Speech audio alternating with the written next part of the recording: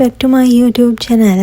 ඔන්න අද මම තවත් ඔයගලන්ට රස රෙසිපි එකක් අරන් ආවා. ශ්‍රී ලංකන් රෙසිපි එකක්. මම කොහොමද මෙහි ඉඳලා හදන්නේ කියලා ඔයාලත් එක්ක ෂෙයා කරගන්න. අද මම හදන්න යන්නේ ටී බනිස්. ඉතින් ඒකට අපිට ඕන වෙනවා මෙතන තියෙන මේ ද්‍රව්‍ය ඊස්ට්, පාම් පිටි, සීනි, lukewarm water, butter, සීනි, ඒ විදිහට අපිට ඕන වෙනවා ලුණු එහෙම. ඉතින් මම description box එකේ ඕන කරන ඔක්කොම ingredients ටික ඕන කරන measurements එක ඔයගලන්ට දාලා තියන්නම්. ඔයගලන්ට පුළුවන් මගේ description box එකකින් අරගෙන කොහොමද මේක හදන්නේ කියලා ඕන කරන බඩු list එක අරගන්න. ඉතින් හරි. එහෙමනම් අපි ඉස්සෙල්ලාම අපේ yeast ටික active කරගන්න ඕනේ. ඒක නිසා අපි ඒකට lukewarm water වලට yeast උයි සීනි දාලා අපි yeast ටික හොඳට active කරගන්න ඕනේ ඉස්සෙල්ලාම. මේ විදිහට අපි ජා එකක් අරගෙන ඒකට වතුර මද රස්නේ වතුර අරගෙන ඒකට yeast දාලා සීනි දාලා මේ විදිහට කලවම් කරලා විනාඩි 3ක් 4ක් 5ක් විතර අපි මේක වහලා පැත්තකින් තියන්න ඕනේ.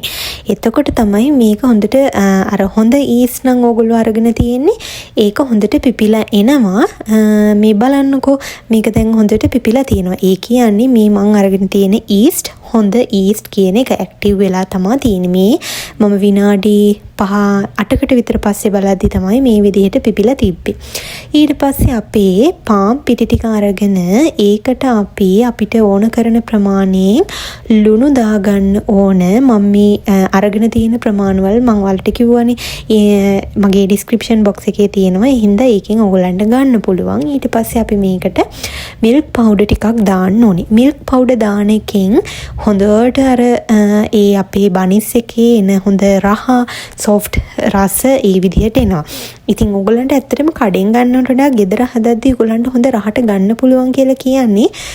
කඩේ සාමාන්‍යයෙන් ලොට් එකක් හදනකොට මේ විදිහට මේ ඔක්කොම ඉන්ග්‍රීඩියන්ට් ටික දාන්නේ නැති වෙන්න පුළුවන්නේ. අන්න ඒක නිසා තමයි ගෙදරදී හදාගත්තාම මේකේ අපි අර කඩෙන් ගන්නවටත් වඩා හොඳ රහක්, හොඳ සුවඳක්, හොඳ පාටක් ඒ ලස්සනටම ඒක එන්නේ. ඊට පස්සේ අපි අර ඇක්ටිව් වුණ yeast ටිකක් දාලා මේ විදිහට අපි ඉස්සෙල්ලා හොඳට කලවම් කරගන්න ඕනේ. ඉතින් ඔයගොල්ලන් මේක ඊළඟට අපි හොඳට අතේ මේ ඩෝ එක නීට් කරගන්නයි ඕන. හොඳට අනා ගන්න ඕන. මේක හරීම ස්ටිකි ඩෝ එකක්. ඒක නිසා හරි අමාරුයි මේක. ඇත්තටම ඔයගොල්ලන් ගාව මැෂින් එකක් තියෙනවා නම්, ස්ටෑන්ඩ් මික්ස්චර් එකක් තියෙනවා නම්, ඩෝ හුක් එකක් ඕගොල්ලෝ ගාව තියෙනවා නම් ඒක තමයි බෙටර් choice එක කියලා මම හිතනවා. මේක හොඳට මික්ස් කරගන්න. හැබැයි මගේ ගාව ගෙදර තියෙන මං ගාව ස්ටෑන්ඩ් මික්ස්චර් එකක් නෑ, නෝමල් මික්ස්චර් එකක් තියෙන්නේ. හැබැයි ඒකේ කේක් මික්ස්චර් කරන කේක් බීටර් එක විතරයි තිබ්බේ. ඉතින් මං ගාව ඩෝ හුක් එකක් නැහැ. ඉතින් how sad නේද ඒකනේ. ඉතින් ඒක නිසා මම ඩිසයිඩ් කරා මේක කමක් නෑ මං අතේම කොහොම හරි නීට් කරගන්නවයි කියලා. මේ ඔයගලන්ට පේනව නේද මාරම ස්ටිකි මේ ඩෝ එක. ඉතින් මට ග්ලව් දාන්න බෑ. ඇත්තටම very sorry ග්ලව් දාන්න බැරි. ඒ කියන්නේ මේ වගේ ඩෝ එකක් අනද්දි ග්ලව් දාගෙන හරි අමාරුයි. මොකද මේක යර හොඳට පදම අපිට එනකන් මේක අපි ගන්න ඕන. ඉතින් දැන් මම මේ විදිහට දාගත්තා. මේ ඔයාලට පේනව නේද මගේ මේ කවුන්ටර් ටොප් එකේ පුරාම මේ අර පාම් පිටි තැවරිලා තියෙන්නේ. ඉතින් ඒකට කමක් නෑ. ඔයගොල්ලෝ ඉස්සෙල්ලා පාම් පිටි ටිකක් කවුන්ටර් ටොප් එකට දාගෙන මෙන්න මේ විදිහට අතින් හොඳට ඩෝ එක අනා ගන්න. මේ වගේ ස්කැල්ප් එකක් ගන්න. ඒ අරගෙන ඔයගලන්ට පුළුවන් මේ අර ස්ක්‍රේපර් එකක් තියෙන කේක් හදන ස්ක්‍රේපර්ස් තියෙන්නේ.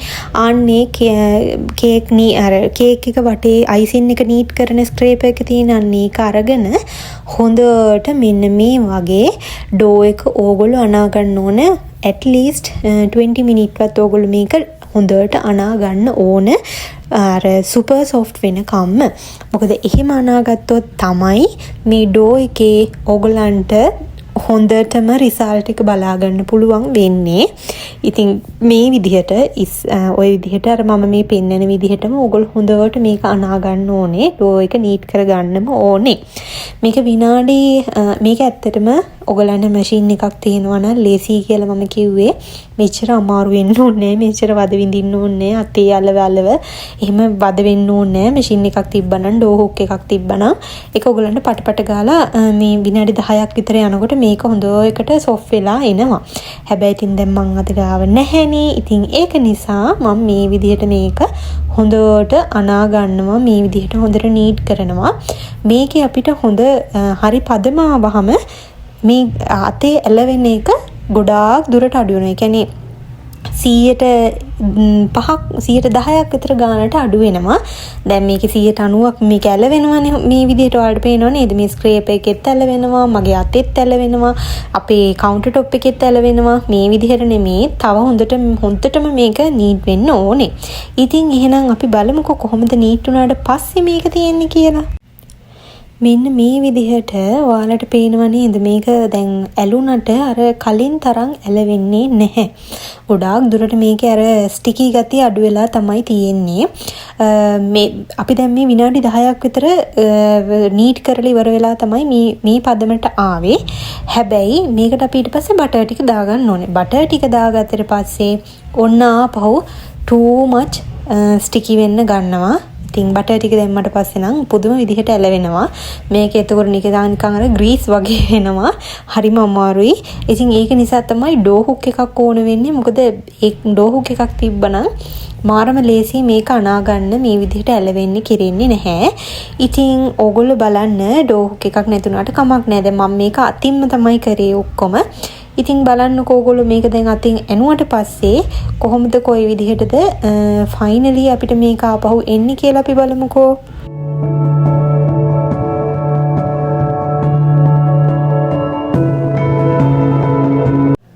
ඉතින් මේ තියෙන්නේ අපි අර හොඳට නීට් කරාට පස්සේ අන්තිමට අපිට ආපු ඩෝ එක. මෙයාලට පේනවා නේද? හොඳටම මේක ඩෝ එක නීට් වෙලා තියෙනවා. මේ විනාඩි 20කට විතර පස්සේ තමයි මේ අපේ තියෙන්නේ.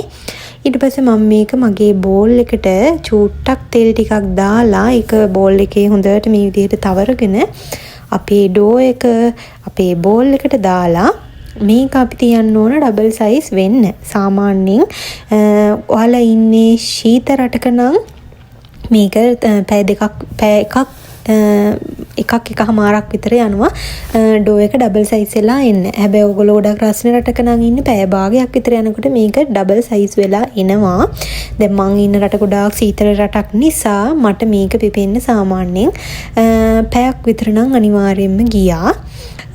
ඊට පස්සේ මේ තියෙන්නේ පැයකට පස්සේ බලනකොට මෙන්න මේ විදිහට අපේ අර බෝල් එක ඇතුළේ දාපු තිබිච්ච ඩෝ එක ඩබල් සයිස් වෙලා තියෙනවා. ඊට පස්සේ අපි ඒකේ බබල් මෙන්න මේ විදිහට තද කරලා ඒක යවා ගන්න ඕනේ.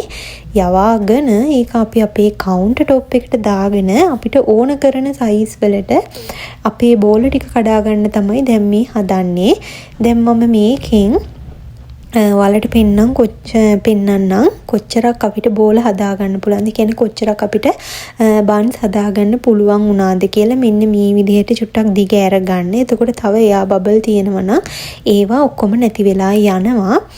ඊට පස්සේ අපි බලන්න ඕනේ මේ විදිහට කැඩි දෙකට බෙදාගෙන ඊට පස්සේ මම මේක ආපහු ඒ දෙකට බෙදාගත්තු ඒවත් මෙන්න මේ විදිහට හතරට බෙදා ගත්තා. ඔය වගේ අපිට බනිස් 4ක් හදාගන්න පුළුවන් වුණා මේ මම දීලා තියෙන ප්‍රමාණයෙන්. ඉතින් මේ ප්‍රමාණයෙන් අපිට 8ක් හදාගන්න පුළුවන් වුණා බනිස්. ඊට පස්සේ අපි මේ විදිහට මේ හැම එකක්ම අරගෙන ලස්සන බෝල වෙන හැඩයට බෝල හදාගන්න ඕනේ. හදාගෙන තියාගන්න ඕනේ. මේ විදිහට හොඳට බෝලෙ දිග අරගෙන ඊට පස්සේ මේ විදිහට අර යටින් මෙන්න මේ විදිහට ඔක්කොම ටික එකතු කරලා නමාගෙන චූටි බෝල හදාගෙන අපි මේකත් ආපහු විනාඩි 45ක් පැයකට විතර ආසන්න වෙන ප්‍රමාණයක් තියලා තියන්න ඕනේ. මෙන්න මේ විදිහට රවුම් කරගත්තාම අර හොඳට නැමිලා තිබිච්ච තැනුත් හොඳට ෆ්ලැට් වෙලා හොඳ ගානට එනවා. බෝලේ ලස්සනටම හැදෙනවා.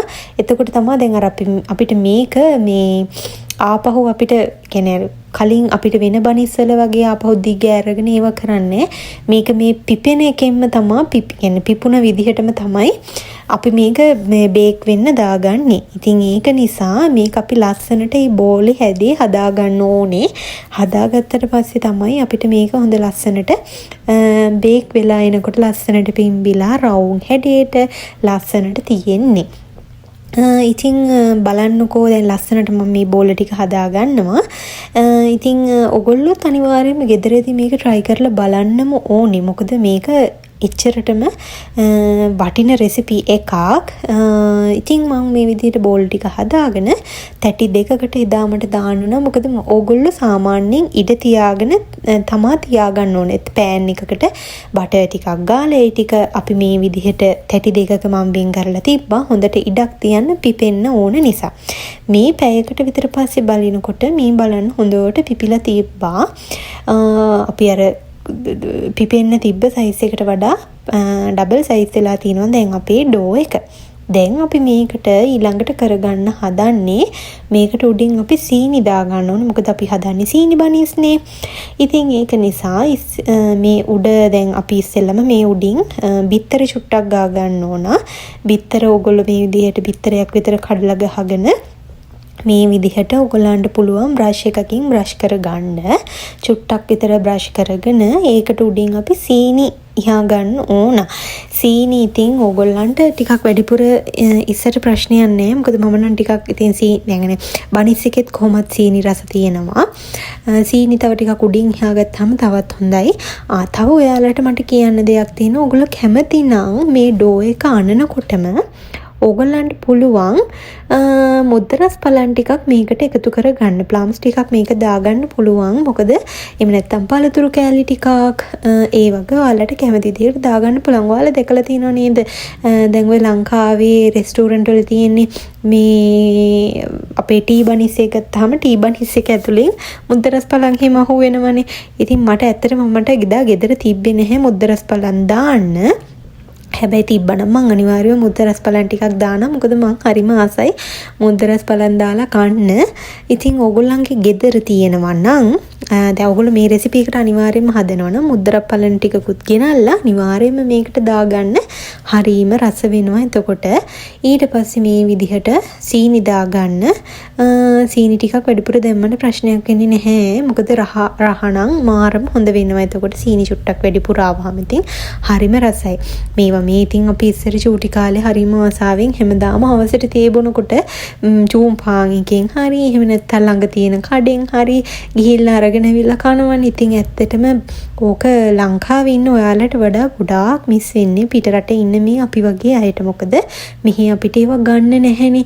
බන්ස් ಜಾති ගොඩ තියෙනවා. හැබැයි ඉතින් අර පුරුදු රහා බනිස් එකක් කන්න තියෙනකොට ඒක වෙනම ඉතින් ෆීලින් එකක්. ඒක නිසා මං එදා හවස තේ බොන්න තමයි මේක හැදුවේ. මේක දැන් මේ අලුත් අවුරුද්දේ මං දාන පළවෙනිම වීඩියෝ එක. හැබැයි මම මේක හැදුවේ නම් ගිය අවුරුද්දේ පරණ අවුරුද්දේ තමයි මම මේක හැදුවේ. ඉතින් ගිය අවුරුද්දේ ඩිසෙම්බර් වල මට මගේ vlogs තිබ්බනේ. අපේ day outing ගියා. අපේ girls ලා කට්ටියගේ brunches තිබ්බා. ඊට පස්සේ එක දේවල් තිබ්බා. පොඩි outings જાති තිබ්බා. ඉතින් මට මේක අප්ලෝඩ් කරන්න චුට්ටක් මග ඇරුණා. ඉතින් මම හිතුවා ඔයගොල්ලත් එක්ක අලුත් අවුරුද්දේ පළවෙනිම වීඩියෝ එක විදිහට මේක ෂෙයා කරගත්තොත් හොඳයි කියලා. ඉතින් මෙන්න මේ විදිහට තියාගෙන ඊට පස්සේ අපේ oven එකට දාලා අපිට දැන් බේක් කරගන්න තමයි තියෙන්නේ. මේ තියෙන්නේ oven එකේ බේක් කරලා ගත්තට පස්සේ අපේ බනිස් ටික ඔයාලට පේනව නේද? මම මේක මේ අල්ලලා බලනකොට එක මාරම soft වෙලා තියෙනවා. ඉතින් හරීම සතුටුයි. ඒක දැක්කම මට මාර සතුටුයි. අනිත් එක මේක බේක් වුණාට පස්සේ හරීම සුවඳයි. පුදුමාකාර සුවඳක් ආවේ. ඊට පස්සේ ඉතින් කවුන්ටර් টොප් එකේ පොඩි රෙදි කෑල්ලක් මේ විදිහට දාගෙන මේ බලන්නකො ඒකේ යට මාරම ඒ කියන්නේ අර ලංකාවේ බනිස්සල වගේම ලස්සනට හොඳ පාටට තිබ්බා. ඉතින් හරිම රසයි. ඕගොල්ලොත් අනිවාර්යයෙන්ම try කරලා බලන්න. ඉතින් එහෙනම් අදට මම ගිහින් එන්නම්. මේ වීඩියෝ එක මෙතනින් ඉවරයි. ඕගොල්ලෝ හදලා බලලා අනිවාර්යයෙන්ම රසද කියලා කමෙන්ට් එකක් දාන්න. එහෙනම් ලබන සතියේ තව ලස්සන වීඩියෝ එකක් එක්ක හම්බෙනකන් අපිට ගිහින් එන්නම්. පරිස්සමින් ඉන්න. බයි.